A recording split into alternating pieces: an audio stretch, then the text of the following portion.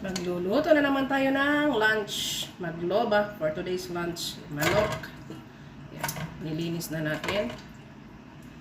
Meron po ako ditong kamatis, sibuyas, bawang. Tapos, ayan, mga dry na herbs. Lagay natin dyan. Mantika.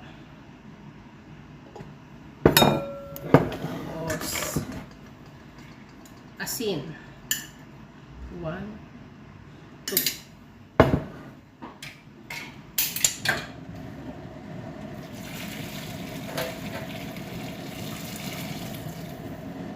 Hayaan ko siya dito hanggang sa maluto. Ito po, ganito po karami yung sibuyas ko. Tapos, ito po yung mga sangkap ko lang dyan. Ayan. Patatas, carrots. Hindi ako naglalagay ng talong kasi yung amo kong lalaki mayroon siyang allergy sa talong.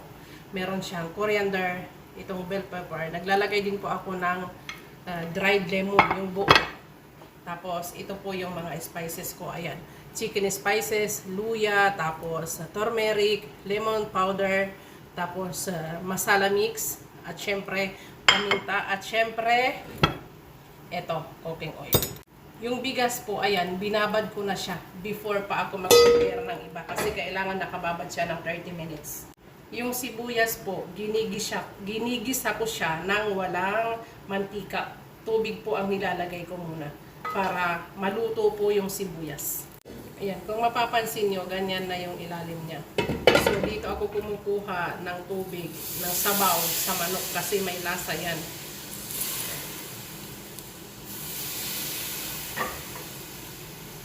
Konti-kunti lang ang ilalagay ko. Ayan, hanggang sa maluto yung sibuyas.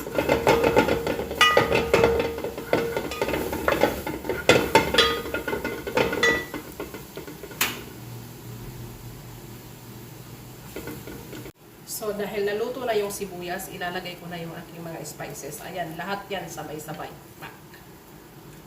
So dahil kailangan ko iprito yung mga gulay, dito ka muna, pagpapalitin ko para mas kita sa camera. Pero lalagyan ko, ay sisindihan ko pa rin yung apoy niya.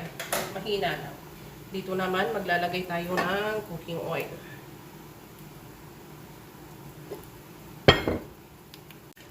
Ilalagay ko na tong dried lemon ko dito. Ipiprito ko lang ito.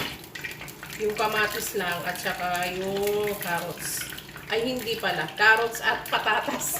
Lagi akong nahihilo mga Suki Loves. Mukhang lasing ako araw-araw. So ayan, naluto na siya. Ilalagay ko siya dito. Yun pong manok, isusunod ko. Ipiprito ko siya. Yung pinakuluan kong manok.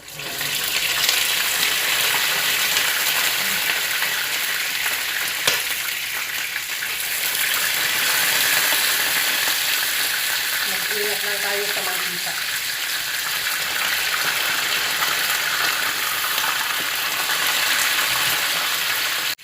So, ganyan lang siya. Medyo brown ng konti. So, i-off ko na yung apoy. Ayusin ko siya dito sa loob ng kaldero. Ayan, ganyan po dapat. Ingatan na hindi madurog ang manok. Ito po yung mantika na pinagprituhan ko. Ilalagay ko siya dito kasi nandyan yung lasa. O, diba? Saka ko ngayon ilalagay yung bell pepper. Ayan, at saka itong hot chili na mahaba. At saka yung coriander. Dahan-dahan lang. Kailangan yung manok hindi madudurog.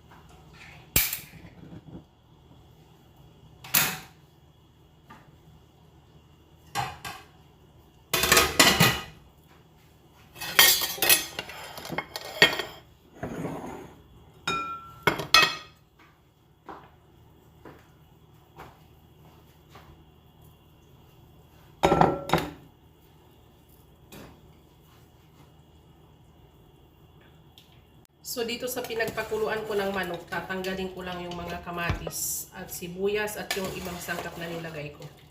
Dito ko lulutuin yung rice. Dapat half cook lang. Dito maging maingat sa pagsalang ng rice. Mga 2 minutes, 3 minutes, okay na yan.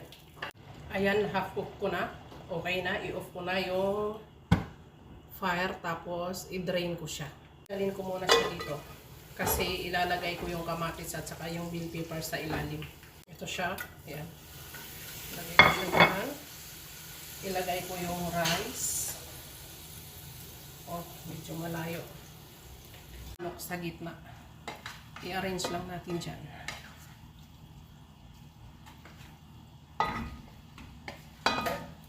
Oh. Mabusisi itong luto nila. Tapos pag naluto, ang sasabihin mo, yan lang. Kasi marami kang chichiburechi na gagawin. Tapos po, ito, yung rice na natira, lagay natin dito sa ibabaw. O, diba? Lagyan ko lang ng food color. Saffron kung tawagin nila. Sabi ng mga Arabo, saffron. Tapos meron ako ditong niluto na butter. Ayan, ikalat lang natin dyan. Kaya po, kung mapapansin